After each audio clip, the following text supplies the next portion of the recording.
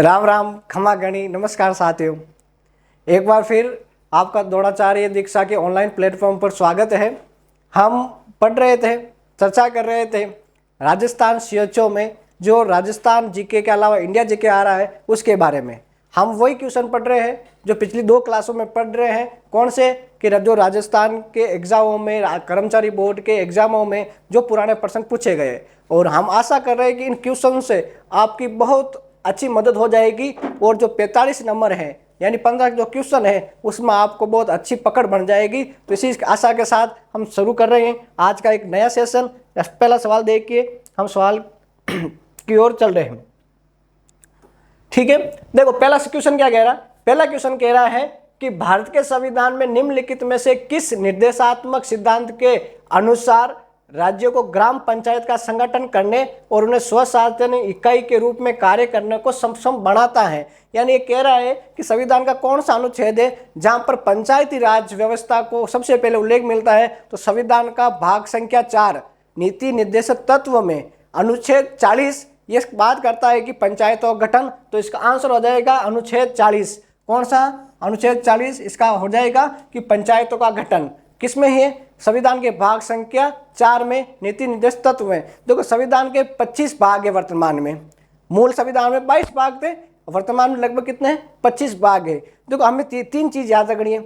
संविधान का भाग संख्या 3 मौलिक अधिकार, संविधान के भाग संख्या 4 नीति निर्देश तत्व, और संविधान का भाग संख्या 4 वो है मौलिक कर्तव्य के रूप में। ठीक है, ये आपको इंपोर्टेंट बात याद करें। अनुच्छेद 40 पंचायत को गठन के लिए आपको प्रेरित करता है और स्वशासन बनाने की क्षमता के लिए शक्ति देता है, और ये राज्य सरकार है या केंद्र सरकार कोई भी काम कर सकती है इस पर। ठीक है, आगे चल रहे हैं। अगला क्वेश्चन, निम्न में से किस समिति ने भारतीय संविधान में 8 मौलिक कर्तव्यों को शामिल किया गया? वेरी अच्छा, बहुत अच्छा क्वेश्चन। देखो किस समिति के आधार पर? देखो ये समिति आई थी स्वर्ण सिंह समिति। कौन सी आई थी? सरदार स्वर्ण सिंह समिति आई थी 1976 में। कब आई थी? 1976 में। किसके लिए आई थी? मौलिक कर्तव्य के लिए। किसके लिए आई थी? मौलिक कर्तव्यों के लिए आई थी। देखो मूल संविधान में जब ये मौलिक कर्तव्य जोड़े गए थे तो उस समय 8 मौलिक कर्तव्य थे। कितने मौलिक कर्तव्य थे? 8 मौलिक कर्तव्य थे। और वर्तमान में कितने मौलिक कर्तव्य हैं? 11 मौलिक कर्तव्य हैं। कितने हैं? 11। तो शुरुआत में कितने थे? 8। वर्तमान में कितने हैं? 11। बाद में 3 जोड़ दिए गए थे। आगे बात समझ में। तो जो मौलिक कर्तव्य की जो समिति थी वो सरदार स्वर्ण सिंह समिति आई थी। कब? 1976 में आई थी। किसके लिए आई थी? मौलिक कर्तव्य के लिए आई थी। उस समय कितने संविधान मौलिक कर्तव्य थे? 8। वर्तमान में कितने हैं? 11। आगे बात समझ में। और हम पिछली क्लास में पूरे 11 मौलिक कर्तव्यों के बारे में चर्चा कर ली है, इसलिए हम यहाँ पर वापस उसको नहीं दोहराएंगे। ठीक है, आगे चल रहे हैं। अगला क्वेश्चन, तीसरा क्वेश्चन है, संविधान सभा में भारत में संविधान के मुख्य संवैधानिक सलाहकार कौन थे? देखो भारतीय संविधान बना, उसमें सलाहकार कौन थे? मुख्य संवैधानिक सलाहकार कौन थे? तो वो थे सर BN राव। कौन थे? BN राव। वेरी इंपॉर्टेंट है ये सलाहकार। यानी संविधान बनाने में जो सलाह काम ली गई वो BN राव की ली गई। और पारू समिति के अध्यक्ष थे या संविधान के निर्माता कहा जाता वो BR अम्बेडकर को कहा जाता, भीमराव अम्बेडकर को। अम्बेडकर साहब संविधान के पारू समिति के अध्यक्ष थे और इनको संविधान का निर्माता कहा जाता है। इनके देख रेख में संविधान पूरा बना था। इनके देख रेख में संविधान बना था, लेकिन ये इनके सलाह पर ये व्यक्ति BN राव, इन्होंने बहुत देशों के संविधान पढ़े और उनसे चीजें ली और वो लिखा। और उसके बाद अम्बेडकर साहब उसको जांचा परखा और फिर उसके बाद इनको यहाँ पर लागू किया गया। तो संविधान निर्माता कौन? भीमराव अम्बेडकर। और संविधान के सलाहकार कौन? BN राव। एक नाम सुना होगा आपने, प्रेम बिहारी नारायण रायजादा। पूरा नाम है रायजादा। तो प्रेम बिहारी रायजादा ये संविधान को, बहुत इंपॉर्टेंट है, ये संविधान को हाथ से लिखा था। कैसे लिखा था? हाथ से लिखा था। वेरी इंपॉर्टेंट है। इनके बारे में आपको ध्यान रखना है कि जो प्रेम बिहारी नारायण रायजादा है उन्होंने संविधान पूरा हाथ से लिखा था। जो हमारा जो बहुत बड़ा संविधान, जो मुख्य संविधान है वो। ठीक है, चलिए आगे चलते। समझ में आ रहा होगा? बहुत अच्छे से हम पढ़ रहे हैं, बहुत अच्छे से क्वेश्चन ला रहे हैं जो एग्जाम में पिछली बार पूछे गए हैं। इसलिए देखो मेहनत करते रहेंगे तो हमारे मारवाड़ के कवि कहते हैं कि मेहनत कर तो रिजे मानवी, मेहनत आगे गोडा टेक सी, कर्मा वाली रेक मान, जो कर्मा वाली रेक है वो मेहनत के आगे गोडा टेक देगी, इसलिए मेहनत करते रहिए। अगला क्वेश्चन देखिए, निम्नलिखित में अरावली पर्वतमाला का सबसे ऊंचा शिखर कौन सा? तो निम्नलिखित में से कौन सा अरावली? राजस्थान में अरावली है, बिल्कुल है। तो सबसे ऊंची चोटी अरावली की वो है गुरु शिखर। कहां पर है? सिरोही में। कहां पर है? सिरोही में। कितनी ऊंची है? 1722 या 1727 मीटर ऊंची है, और ये भारत की दूसरी सबसे ऊंची चोटी है, और राजस्थान की सबसे ऊंची चोटी है, अरावली की सबसे ऊंची चोटी है। ठीक है, उसके बाद है शेर, ये भी सिरोही में है। शेर चोटी है, ये भी सिरोही में, ये 1597 मीटर ऊंची है। कितनी? 1597 मीटर। उसके बाद जरगा है 1442 मीटर। ये जरगा, ये देलवाड़ा, ये भी सॉरी ये है सिरोही में। और इसके बाद है जरगा, वो जरगा 1431। जरगा पहाड़ी है 1431, वो उदयपुर में। कहां पर है? उदयपुर में। और इसके बाद जरगा के बाद है अचलगढ़,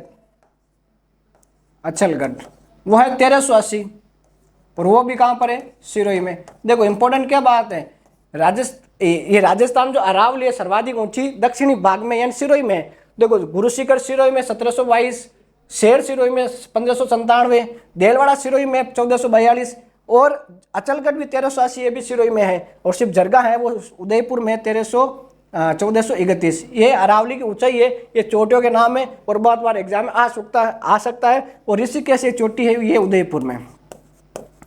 कहां पर है? उदयपुर में है ऋषिकेश। आगे बात समझ में, ये अरावली की प्रमुख चोटियां हैं क्रम के अनुसार। देखो अरावली को 3 भागों में बांटा गया है, दक्षिणी अरावली, मध्य अरावली और उत्तरी अरावली। दक्षिणी अरावली की सबसे ऊंची चोटी गुरु शिखर, दक्षिण अरावली की सबसे ऊंची चोटी गुरु शिखर, मध्य अरावली की सबसे ऊंची चोटी है गोराम जी। कौन सी है? गोराम जी। और उत्तरी अरावली की सबसे ऊंची चोटी है रघुनाथगढ़। बस 3 चीजें आपको याद करनी है, उत्तरी अरावली की सबसे ऊंची चोटी रघुनाथगढ़, दक्षिणी अरावली की सबसे ऊंची चोटी गुरु शिखर, और मध्य अरावली की सबसे ऊंची चोटी गोराम जी। ठीक है, क्लियर? समझ में आ गए? चलो आगे चल रहे।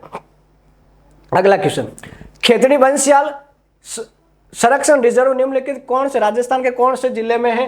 तो खेतड़ी बंसियाल एक कंजर्वेशन रिजर्व है।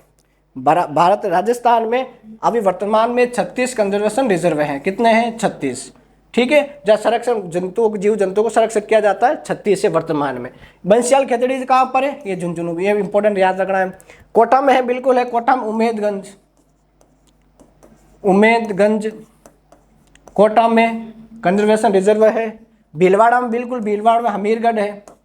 भीलवाड़ा में कौन सा है? हमीरगढ़ है। अजमेर में बिल्कुल गंगा बराव घाटी है जो अजमेर में संरक्षित क्षेत्र है। तो ये आपको याद करना है। इसके अलावा 2 चीज इंपॉर्टेंट बात याद करनी है, रोतू नागौर में है, याद रखना, वेरी वेरी इंपॉर्टेंट। हर दूसरे एग्जाम ये सवाल पूछा था रोतू का। गांगेलाव, और ये गांगेलाव भी कहाँ पर है? नागौर में। ये आपको थोड़ा इंपॉर्टेंट याद रखना दोनों, क्योंकि इसमें बहुत ज़्यादा कन्फ्यूजन हो सकता है। टोटल तो 36 है, लेकिन मुख्य रूप से बात करें तो उमेदगंज कहाँ पर? कोटा में। भीलवाड़ा में हमीरगढ़ है। अजमेर में कौन सा है? बराव घाटी है। रोतू और गांगेलाव दोनों नागौर में। वेरी वेरी इंपॉर्टेंट, इसको आप याद करना है, रोतू और गांगेलाव को। इसके अलावा हम आगे बात करेंगे, और भी कुछ आएगा तो चले आगे। चलिए अगला क्वेश्चन कौन सा? देखो, राजस्थान की सबसे लंबी नदी है। ये कल वाली क्लास में भी ये सवाल था, और आज फिर सवाल आ गया। ये राजस्थान की सबसे लंबी नदी है, तो राजस्थान की सबसे लंबी है वो चंबल नदी है। कौन सी है? चंबल नदी 6 जिलों से बहती निकलती है, और चंबल नदी में 4 बांध बने हुए हैं, जैसे गांधी सागर, राणा प्रताप सागर, जवाहर सागर और कोटा बैराज, जो पिछली क्लास में हमने चर्चा कर ली है। और पिछली क्लास में ये चर्चा की है कि चंबल परियोजना मध्य प्रदेश और राजस्थान की संयुक्त परियोजना है, दोनों में 50-50% की हिस्सेदारी है। ठीक है, बाकी इसकी ये सारी इसकी सहायक नदियाँ ना, पार्वती चंबल की सहायक नदी, काली सिंध इसकी सहायक नदी है, मानसी, वाकल, ये सारी नदियां हैं। अगला क्वेश्चन देखो, चित्रशाला कला दीर्घ में निम्न में से किस स्थान पर स्थित है? तो देखो वेरी वेरी इंपॉर्टेंट है चित्रशाला एक कला का एक दीर्घ विद्यालय है जो बूंदी में बनाया गया है। कहाँ पर है? बूंदी में। किसने बनाया था? राव उमेद सिंह ने बनाया था। राव उमेद सिंह जी ने बनाया था बूंदी में चित्रशाला का निर्माण। ठीक है, ये अब विशेष ध्यान रखना। ये कहाँ पर है? बूंदी में, ठीक है। बीकानेर, बीकानेर चित्रशैली में उस्ता कला प्रसिद्ध है, मैथरन कला और उस्ता कला, ध्यान रखना, उस्ता कला और मैथरन कला बीकानेर की प्रसिद्ध है। आपने देखा होगा झट ऊँटों पर वो डिजाइन वगैरह की जाती है, उस्ता कला के रूप में, मैथरन कला के रूप में कहा जाता है। तो बीकानेर में कौन सी, उस्ता कला और मैथरन कला बीकानेर की। आगे बात समझ, चलो आगे। ये सांगानेरी प्रिंट वगैरह जयपुर का है, ये आपको ध्यान ही। अगला क्वेश्चन देख लीजिए, वर्ष 2024-25, वेरी बहुत अच्छा क्वेश्चन है। वर्ष 2024-25 का राजस्थान राज्य का बजट किसने प्रस्तुत किया था? तो बजट किसने प्रस्तुत किया था? तो आपको पता है वित्त मंत्री कौन है? दिया कुमारी। ये पिछली क्लास में बात की थी दिया कुमारी की, तो उप मुख्यमंत्री है, उप मुख्यमंत्री के साथ ही ये क्या है, वित्त मंत्री भी है। क्या है? वित्त मंत्री। इन्होंने बजट पेश किया था इस बार 2024-25 का। भजनलाल शर्मा क्या है? सीएम है। ये उप मुख्यमंत्री भी है। भजनलाल शर्मा हमारे राजस्थान के मुख्यमंत्री है। जोगाराम पटेल मंत्री है, ये संसदीय कार्य मंत्री। करुलाल मीणा भी ये मंत्री है, कृषि मंत्री, ठीक है। ये सारे मंत्री हैं। और दिया कुमारी वित्त मंत्री है, उन्होंने बजट पेश किया था, क्योंकि हर बार वित्त मंत्री है वही बजट पेश करता है। अगला क्वेश्चन देखिए, निम्नलिखित किस भारतीय एथलीट को भारतीय ट्रैक और फील्ड की रानी या गोल्डन गर्ल के नाम से जाना था? बहुत अच्छा क्वेश्चन। ये तीनों चीज आपको याद करना है, भारतीय ट्रैक या फील्ड की रानी या गोल्डन गर्ल किसे कहा जाता है? तो सीधी बात है पीटी उषा। और ये सब ने पढ़ा ही होगा पीटी उषा के बारे में। तो पीटी उषा एथलीट है, तो दौड़ में काम किया था और इन्होंने गोल्ड जीता था, इसलिए इनका नाम चल रहा है। कृष्णा पूनिया के बारे में आप जानते ही हो, राजस्थान की एक महिला जो एथलीट है और वो डिस्कस थ्रो में खिलाड़ी है। कौन सी? कृष्णा पूनिया, डिस्कस थ्रो, चक्का फेंक। अगला क्वेश्चन, नमस्ते योजना। नमस्ते योजना निम्नलिखित में समूह में किस कमियों को संबंधित करता है? तो नमस्ते योजना है, इस नमस्ते योजना में स्वास्थ्य कर्मी को इसमें योजना काम किया जाता। वेरी वेरी, आपके हिसाब से सवाल, ये नॉन नर्सिंग सिलेबस में ये टॉपिक आए, अगर कोई शिक्षा चिकित्सा संबंधित उसको आप अच्छे से देख रहे हैं, तो स्वास्थ्य कार्मिक के लिए नमस्ते योजना चलाई गई है। इंपॉर्टेंट बात याद रखना, ठीक है। चलिए आगे चलते। अगला क्वेश्चन है बहुत अच्छा क्वेश्चन। फिर ये जो वर्तमान में या कोई क्षेत्र में जो बड़ा काम या कोई बड़ा मुद्दा उससे क्वेश्चन बनता ही है, तो याद रखिए अयोध्या का राम मंदिर बना था। ये सारे क्वेश्चन आए हुए हैं एग्जाम में पहले भी। अयोध्या में राम मंदिर का निर्माण के मुख्य वास्तुकार कौन थे? जिनका वास्तुकार थे Chandrakant Sompura. Very very important याद करना है, जो राम मंदिर बना है अयोध्या में उनके वास्तुकार कौन है? चंद्रपुरा सोमपुरा। ये कहाँ के? गुजरात के। कहाँ के? गुजरात के। उन्होंने बनाया था। और इनके जो दादा थे, इन्होंने दादा ने सोमनाथ जो मंदिर बना गुजरात में, उनके वास्तुकार थे। किनके दादा? इनके दादा। इनके मतलब इनका जो परंपरा का काम ही है वास्तुकार करना। अगला क्वेश्चन कौन सा? देखो अगला क्वेश्चन और भी अच्छा क्वेश्चन। देखो बहुत अच्छे क्वेश्चन आ रहे हैं, आप लगातार पढ़ते रहिए, लगातार इस सेशन को देखिए, क्लासों को देखते रहिए, 100% आपका फायदा होने वाला है। देखो 2024 में लोकसभा के चुनाव के दौरान भारत के मुख्य चुनाव आयुक्त कौन थे? बहुत अच्छा क्वेश्चन है। तो 2024 का जो चुनाव हुआ था उसमें तो चुनाव में जो व्यक्ति काम कर रहे थे वो थे राजीव कुमार। मुख्य चुनाव आयुक्त कौन थे? राजीव कुमार। इसका आंसर क्या हो जाएगा? राजीव कुमार। सर वर्तमान में कौन है? तो वर्तमान में ज्ञानेश्वर कुमार है। कौन है वर्तमान में? कौन है? ज्ञानेश्वर कुमार है वर्तमान में मुख्य चुनाव आयुक्त। और उससे 2024 में कौन थे? राजीव कुमार। आगे बात समझ में? चलो चलते हैं फिर आगे। अगला क्वेश्चन, जब ब्रिटिश के द्वारा अवध को विलय कर दिया गया उस समय भारत का गवर्नर जनरल कौन था? क्यों अलग अलग रियासत थी, तो ब्रिटिश सरकार अंग्रेजों ने सारे राज्यों को मिलाना शुरू कर दिया था और सबसे पहले अवध और इस अवध के आसपास क्षेत्रों को मिलाना शुरू किया। उस समय गवर्नर था लॉर्ड डलहौजी, और नाम सुना ही होगा। 1856 में अवध का विलय कर दिया गया। किसमें? ब्रिटिश भारत में। किसमें विलय कर दिया गया? ब्रिटिश भारत में। उस समय डलहौजी क्या था? और क्या था? Governor general. डलहौजी भारत का गवर्नर 1848 से लेकर 1856 तक ये शासन था इनका। इसके बाद ये हट जाता है। और लॉर्ड कैनिंग के बारे में आप ध्यान रखना, लॉर्ड कैनिंग के समय 1857 की क्रांति हुई थी। ठीक है, 1857 की जो क्रांति है वो लॉर्ड कैनिंग के समय ही हुई थी। ये ध्यान रखिए थोड़ा सा, बस ध्यान रखना। बहुत अच्छे क्वेश्चन आ रहे हैं, आप बहुत अच्छे से पढ़ो इसको, मैं बार बार कह रहा हूँ। अगला कौन सा देखो, भारतीय संविधान के अनुसार निम्नलिखित में कौन से अनुच्छेद राजस्थान लोक सेवा आयोग यानी ये आरपीसी की बात कर रहा है, आरपीएससी की बात कर रहा है, तो कार्यों की जानकारी दी गई है। तो आरपीसी जो कार्यों की जानकारी है वो अनुच्छेद 320 में है। किसमें है? 320 में। कार्य कि कौन सी भर्ती आएगी, किस भर्ती पर कितने पद आएंगे, किस प्रकार का उनका रिक्रूटमेंट होगा, किस प्रकार की ज्वाइनिंग होगी, किस प्रकार का एग्जाम कराया जाएगा, ये सारे के सारे अनुच्छेद 320 के अनुसार तय किया जाता है और ये प्रत्येक राज्यों के लोक सेवा आयोग के लिए किया जाता है। देखो भारतीय संविधान के अनुच्छेद 315 से लेकर 323 लोक सेवा आयोग के लिए बनाया गया। ध्यान रखना थोड़ा सा, लोक सेवा आयोग के लिए अनुच्छेद 315 से 323 तक उल्लेख मिलता है। ठीक है, चलिए आगे चलते हैं। भारतीय संविधान में किस अनुच्छेद के अनुसार मुख्यमंत्री की नियुक्ति राज्यपाल के द्वारा की जाती है? बहुत अच्छा क्वेश्चन फिर आ गया। भारतीय संविधान के किस अनुच्छेद के अनुसार मुख्यमंत्री की नियुक्ति राज्यपाल करता है? राज्यपाल है वो मुख्यमंत्री नियुक्ति करता है, तो अनुच्छेद 164 के तहत मुख्यमंत्री की नियुक्ति होती है वो राज्यपाल के द्वारा। आगे बात समझ में, अनुच्छेद 63 में है कि एक मुख्यमंत्री और मंत्री परिषद होगा जो राज्यपाल को क्या करेगा, सहायता करेगा, वो अनुच्छेद 63 में है।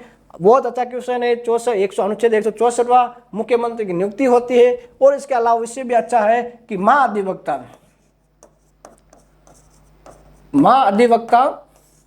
अनुच्छेद 165 में, बहुत इंपॉर्टेंट क्वेश्चन, इसको भी आपको रटना ही है। महाधिवक्ता, इसका आंसर तो हो जाएगा ये वाला ना, महाधिवक्ता अनुच्छेद 165 में, ये आपको याद करना है। बहुत अच्छा क्वेश्चन। चलिए आगे चलते।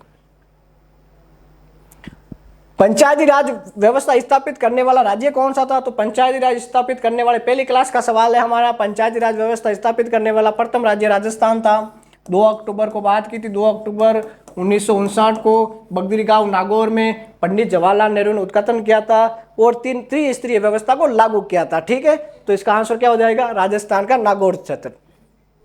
अगला क्वेश्चन क्या कह रहा है? अगला क्वेश्चन कह रहा है गिद्दड़ नृत्य का संबंध राजस्थान किस क्षेत्र से? गिद्दड़ नृत्य, देखो गिद्दड़ नृत्य शेखावटी से, बिल्कुल। गिद्दड़ नृत्य कहाँ का है? शेखावटी के गिद्दड़। इसके अलावा कच्छी घोड़ी, चंग, ढप, ये सारे के सारे नृत्य, गिद्दड़ नृत्य, कच्छी घोड़ी, चंग और ढप नृत्य, ये मुख्यतः कहाँ के? शेखावटी के। मारवाड़ का डांडिया नृत्य, गुड़ला नृत्य मारवाड़ का है। मेवाड़ का भवई नृत्य, गवरी नृत्य, ये सारे मेवाड़ के हैं। ये इंपोर्टेंट बात याद रखना है, ये सारे के सारे। बाड़मेर क्षेत्र में मछली नृत्य किया जाता है, मछली नृत्य ना, बंजारों के द्वारा मछली नृत्य किया जाता है। तो ये इंपोर्टेंट थोड़े नृत्य है, इसके भी आपको ध्यान रखना है। ठीक है, आगे चल रहे। अगला क्वेश्चन है निम्नलिखित में कौन से निर्गुण उपासन के अनुयायी था? तो निर्गुण वो जो निराकार ईश्वर को मानते, किसी मूर्ति या किसी भी चीज में विश्वास नहीं करते, तो निर्गुण दादू दयाल, सीधी सी बात है, दादू दयाल थे जो निर्गुण संप्रदाय के थे। निर्गुण और सगुण 2 प्रकार के संप्रदाय होते।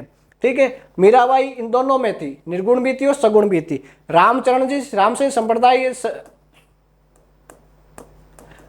संप्रदाय शाहपुरा के प्रधान पीठ में ये थे। बाकी इसका आंसर क्या हो जाएगा? दादू दयाल। और दादू दयाल का जो मुख्य पीठ है वो कहाँ पर? नारायण कहाँ पर है? जयपुर में। ठीक है, चलिए आगे चलते। ये बहुत अच्छा क्वेश्चन देख, क्वेश्चन क्या कह रहा है? अरे क्वेश्चन कह रहा है निम्न सूची को फर्स्ट और सेकंड को मिलान करना है कि कौन सा मेला और कहाँ पर स्थान मिलता है। तो बेणेश्वर धाम का मेला, बेणेश्वर कहाँ? पिछली क्लास में बात की, बेणेश्वर डूंगरपुर में, तो मिलान कर दिए बेणेश्वर डूंगरपुर में। केला देवी करौली में है, तो करौली में मिलान कर दिए। जीण माता सीकर में, और डिगी कल्याण जी का मेला टोंक में पड़ता है। तो इसका आंसर सीधा हो जाएगा, 1 में 3 आंसर ये, और इसका आंसर बस। आगे बात समझ में? चलिए आगे चलिए फिर। अगला क्वेश्चन क्या करा?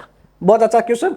पहला शैक्षिक उपग्रह इसरो द्वारा स्थापित कब छोड़ा गया? तो पहला उपग्रह छोड़ा गया था 2004 में, जिसका नाम था इडूसेट। क्या नाम था? इडूसेट पहले उपग्रह था जो शिक्षा के संबंधित था, 2004 में छोड़ा गया था।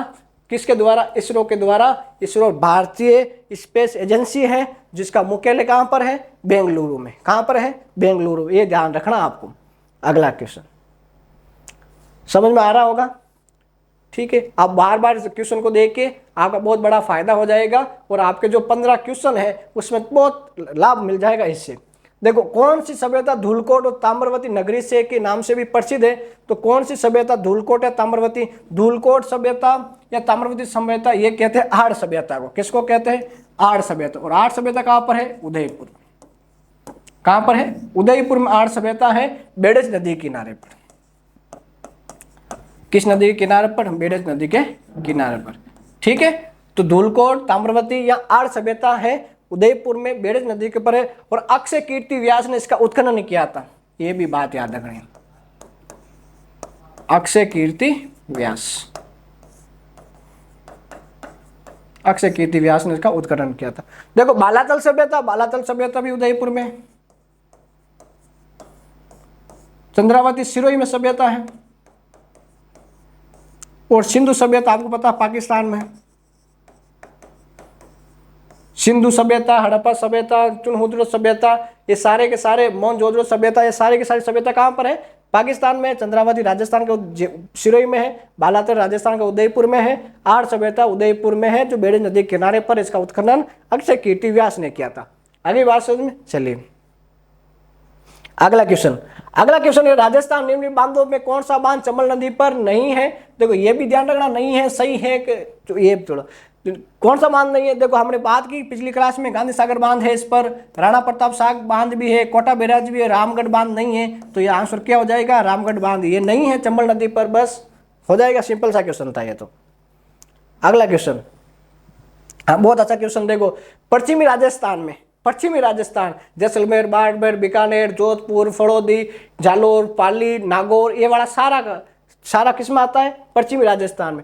पश्चिमी राजस्थान के गरीबी उन्मूलन एंड एम्पावर को किसकी सहायता से क्रियान्वयन किया जा रहा है? तो गरीबी रेखा का उन्मूलन है। गरीबी रेखा को मिटाने के लिए राजस्थान में IFAD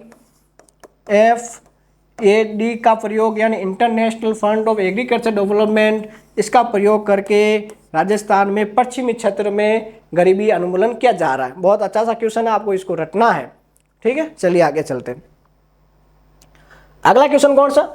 राजस्थान राज्य खाद्य नागरिक आपूर्ति निगम की स्थापना किस वर्ष की गई? तो राजस्थान खाद्य और नागरिक आपूर्ति निगम, यानी जो राशन वितरण होता है उनकी आपूर्ति अच्छी तरीके से हो सके, इसलिए राजस्थान सरकार ने एक निगम बनाया जिसकी स्थापना 8 दिसंबर को 2010 को की गई थी। 8 दिसंबर 2010 को की गई इसकी स्थापना, जो राजस्थान में खाद्य और आपूर्ति है वो समय पर मिल सके लोगों को, इसलिए। तो इसका आंसर क्या हो जाएगा? 2010, 8 दिसंबर 2010 को। अगला क्वेश्चन समझ में आ रहा होगा? ठीक है, तो 44वां संविधान संशोधन अधिनियम के द्वारा निम्न किस मौलिक अधिकार को समाप्त कर दिया गया? देखो, भारतीय संविधान में मौलिक अधिकार भाग संख्या 3 में पहले 44 संविधान संशोधन हुआ था। देख लो, 44वां संविधान संशोधन हुआ था 1978 में। कब हुआ था? 1978 में। तो 44वां संविधान संशोधन हुआ था, उससे पहले 1978 से पहले भारतीय जो संविधान है उसमें अधिकार कितने थे? 7 थे। कितने अधिकार थे? 7। 44 संविधान संशोधन 1978 में संपत्ति का अधिकार वाला अधिकार हटा दिया, तो ये हटा दिया, तो पीछे बचे कितने? 6। तो वर्तमान में कितने अधिकार हैं? 6। पहला कौन सा? समानता का अधिकार। दूसरा कौन सा? स्वतंत्रता का अधिकार। तीसरा कौन सा? शोषण के विरुद्ध अधिकार। चौथा कौन सा? धर्म का अधिकार, धार्मिक स्वतंत्रता का अधिकार। पांचवा कौन सा है? संस्कृति और शिक्षा का अधिकार। संस्कृति और शिक्षा का अधिकार। और छठा कौन सा? संवैधानिक उपचारों का अधिकार। संवैधानिक उपचार, संवैधानिक उपचारों का अधिकार। तो टोटल वर्तमान में कितने? 6 अधिकार है। कौन सा हटा दिया? संपत्ति का अधिकार। कब हटा दिया? 1944 संविधान संशोधन 1978 में हटा दिया। आगे बात समझ में? ठीक है, चलिए आगे क्वेश्चन कौन सा देखते हैं। अगला क्वेश्चन, राजस्थान में भारतीय हथकरघा यानी हैंडलूम जो प्रौद्योगिकी संस्था वो कहाँ पर? तो इसका आंसर हो जाएगा जोधपुर में। ठीक है, हथकरघा जो आंसर हो जाएगा इसका। जो बहुत इजी सवाल था ये तो। अगला क्वेश्चन, किस योजना के तहत राजस्थान में सितंबर 2022 तक 3.25 करोड़ खाते खोल दिए गए? तो सबसे बड़ी योजना ही थी, 2 अक्टूबर 2014 को चलाई गई थी प्रधानमंत्री जनधन योजना, उसके तहत सबसे ज्यादा खाते खोले गए थे। तो ये इसके आंसर हो जाएगा, बस सीधा सिंपल सा आंसर है। अगला क्वेश्चन क्या कह रहा है? Rajiv Gandhi Fintech Digital Institute of Rajasthan कहाँ पर स्थित है? तो ये भी कहाँ पर है? जोधपुर। इंपॉर्टेंट याद है, Rajiv Gandhi Fintech Digital Institute कहाँ पर है? जोधपुर में। कहाँ पर है? जोधपुर। ये आपको थोड़ा सा ध्यान रखना। चले आगे फिर, चलो अगला सवाल। अगस्त 2024 में राजस्थान के राज्य निर्वाचन आयोग कौन थे? 2024 में राजस्थान के निर्वाचन आयोग कौन थे? तो मधुकर गुप्ता, और वर्तमान में भी कौन है? मधुकर गुप्ता। ये एक सदस्यीय चुनाव आयुक्त होता है राजस्थान में, इसलिए Madhukar Gupta. Very very important, आपको इसको याद करना है। मधुकर गुप्ता राजस्थान के राज्य निर्वाचन आयुक्त। अगला क्वेश्चन, निम्नलिखित में से कौन सा राज्य सड़क सुरक्षा की कार्य योजना बनाने के लिए पहला राज्य बन गया? तो राजस्थान सड़क सुरक्षा के लिए अलग से कार्य योजना बनाता है, वो राजस्थान पहला राज्य है पूरा भारत का। बस सड़क सुरक्षा, ये इंपोर्टेंट रखना, सड़क सुरक्षा। अगला, भारत के प्रधानमंत्री जो देश की पहली अंडर वाटर मेट्रो का उद्घाटन किया था, यानी पानी के अंदर मेट्रो चल रही है, और सबको पता अभी हाल ही में इसका उद्घाटन भी किया गया, तो वो है पश्चिम बंगाल के कोलकाता शहर में। पश्चिम बंगाल के कोलकाता शहर में पानी के अंदर मेट्रो चलती है। ठीक है। अगला क्वेश्चन है कि राष्ट्रीय विज्ञान दिवस 2024 की थीम क्या थी? तो 2024 की थीम थी आत्म भारत के लिए देशी प्रौद्योगिकी तकनीक के लिए, टेक्नोलॉजी फॉर आत्मनिर्भर, ये इसका आंसर होगा। और 2025 की आपको ध्यान रखनी है, 2025 में क्या है? तो 2025 की थीम है विज्ञान और प्रौद्योगिकी के लिए नवाचार। विज्ञान और प्रौद्योगिकी के लिए नवाचार, ये 2025 की थीम है। ठीक। अगला सवाल देखिए, केवलादेव घना राष्ट्रीय उद्यान कहां पर? तो केवलादेव घना पक्षी विहार है वो भरतपुर में। बूंदी में रामगढ़ विस्तार अभ्यारण्य है। ठीक है। सवाई माधोपुर रणथंभौर अभ्यारण्य है, पिछली क्लास में हमने बात कर चुके हैं, तो यहाँ ज्यादा बात नहीं करेंगे। अगला, आजादी के समय राजस्थान में कितनी रियासत थी? तो आजादी के समय राजस्थान में 19 रियासत थी। कितनी रियासत? 19। और 3 ठिकाने थे। कितने ठिकाने? 3 ठिकाने। कितने ठिकाने थे? 3। कौन कौन से? एक था नीम राणा ठिकाना था अलवर में। एक था कुशलगढ़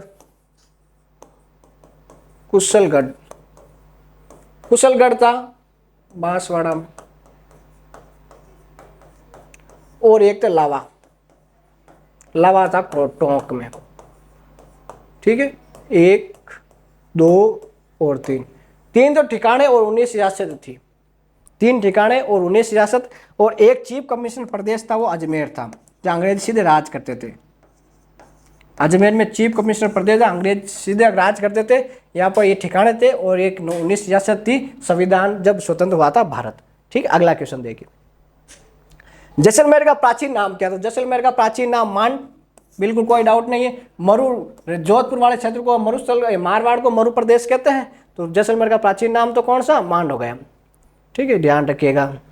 अगला क्वेश्चन कौन सा है? राजस्थानी गद्य और पद्य विधाओं में रचनाएं किस प्रकार के व्यक्ति और राजवंश की उपलब्धियों की घटनाओं को प्रकाश डालती है? राजस्थान साहित्य का क्वेश्चन है, तो इसमें होगा, देखो आंसर है इसका वचनिका।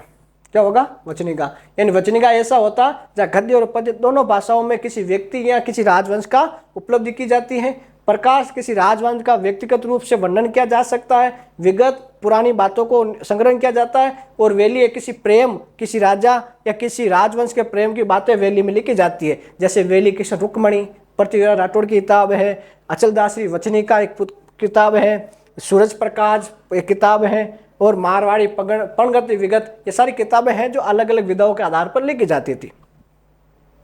अगला क्वेश्चन कौन सा है? 2011 की जनगणना के अनुसार निम्नलिखित में से राजस्थान में किस जिले की साक्षरता दर सबसे अधिक थी? तो जनसंख्या का हर बार क्वेश्चन आ रहा है, 3 क्लास से ले रहे हैं, तीनों में आ रहा है। तो सर्वाधिक जो जनसंख्या सबसे कम थी वो जालोर की, और सबसे ज्यादा कोटा की।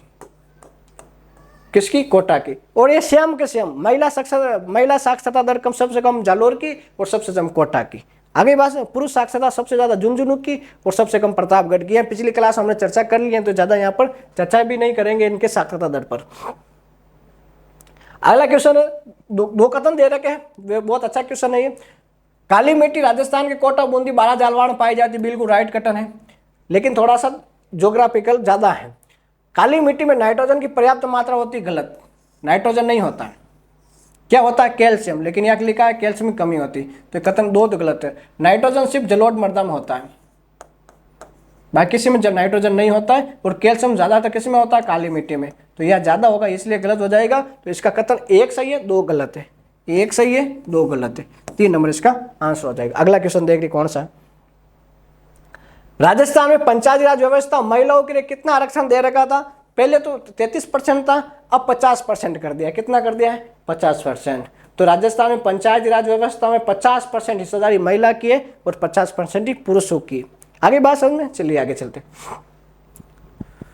राजस्थान कृषि विकास सबसे प्रमुख बाधा है क्या? तो कृषि विकास में सबसे प्रमुख, कृषि का विकास राजस्थान में क्यों नहीं होता? क्योंकि यहाँ बारिश कभी हो सकती है और कभी नहीं होती है। अनियमित और अनिश्चितता वर्षा के कारण सबसे ज्यादा कृषि का विकास नहीं होता राजस्थान। आगे बात समझ में, क्योंकि हम बिना फालतू कोई बात नहीं करें, सीधा क्वेश्चन टू क्वेश्चन चल रहे हैं जो आपके एग्जाम के लायक है और आपके एग्जाम में आने के लायक है, और जो कर्मचारी बोर्ड के जो पुराने क्वेश्चन है वही ले रहे हैं। अगला क्वेश्चन, भारत सरकार द्वारा निम्नलिखित किस वर्ष में मुद्रा विमुद्रीकरण किया गया? नोटबंदी की गई 2016 में, 8 नवंबर 2016 को ये नोटबंदी की गई थी, जिसमें 500 और 2000 के नोट बंद कर दिए गए थे। ठीक है, 2016 में। निम्नलिखित तो सिंधु नदी का सबसे बड़ी सहायक नदी कौन सी? तो सिंधु नदी समझौता हुआ था 1960 में, और ये हाल ही में चर्चा में क्यों भारत ने बंद कर दिया सिंधु समझौता के तहत। इसकी सबसे बड़ी सहायक नदी है चिनाब। कौन सी है? चिनाब। देखो, सिंधु नदी समझौता में 6 नदियां थी। कितनी नदियां? 6। एक तो ये सिंधु नदी है, तो सिंधु नदी में एक तो झेलम नदी, और एक नदी है वो है चिनाब। ये जाती थी पाकिस्तान में, इसका पानी सिंधु, चिनाब और झेलम का। और 3 नदियां, सतलज, रावी और व्यास, इन 3 नदियों का पानी होता था भारत में। ठीक है, तो ये 1960 में सिंधु समझौता हुआ था। हमारे क्वेश्चन, सिंधु नदी की सबसे बड़ी सहायक नदी है वो चिनाब नदी। ये आके जाके तो दोनों पाकिस्तान मिल जाती है ना, पठानकोट पाकिस्तान, दोनों नदियां मिलती, सतलज और सिंधु, लेकिन आप पानी रोक दिया तो जाता ही नहीं है। ठीक है, चलिए आगे चलते हैं। अगला क्वेश्चन, निम्नलिखित कौन सा पर्वत श्रृंखला हिमालय पर्वत श्रृंखला का संबंधित है? तो हिमालय पर्वत श्रृंखला का भाग है, तो इसका आंसर होगा शिवालिक। शिवालिक हिमालय के, देखो हिमालय के 3 भाग है, मान हिमालय, लघु हिमालय और शिवालिक हिमालय। जैसे ये हिमालय है ना, ये हिमालय है, हिमालय पर्वत की चोटियां है, तो सबसे ऊपर वाला भाग है इसको मान हिमालय कहेंगे, क्योंकि सबसे पहले यही आया था, तो मान हिमालय। इसका बीच वाला जो भाग होगा इसको लघु हिमालय, और सबसे नीचे वाला भाग ये शिवालिक हिमालय कहलाता है, शिवालिक हिमालय। ठीक है, तो ये आपको थोड़ा ध्यान रखना। सतपुड़ा मध्य प्रदेश में है, अजंता महाराष्ट्र में है, वो महाराष्ट्र में और मध्य प्रदेश में, विंध्याचल भी एमपी में है, और अरावली है जो राजस्थान में, ये आप जानते ही। चलिए अगला क्वेश्चन है, करवा। करवा निम्नलिखित किस फसल के लिए उपयोगी? तो करवा, दो करवा एक मिट्टी का जमाव वाला क्षेत्र है करवा, जिसको केसर की खेती में प्रयुक्त किया जाता है हिमालय क्षेत्र में। तो जाफरान या केसर की खेती के लिए केरवा का प्रयोग किया जाता है। ठीक है, चलिए आगे चलते हैं। बस इतना ही है। ठीक है, आज के लिए बस इतना ही है। बहुत बहुत धन्यवाद। आप पढ़ते रहिए और आप बहुत अच्छे पेपर कीजिए। बहुत बहुत धन्यवाद।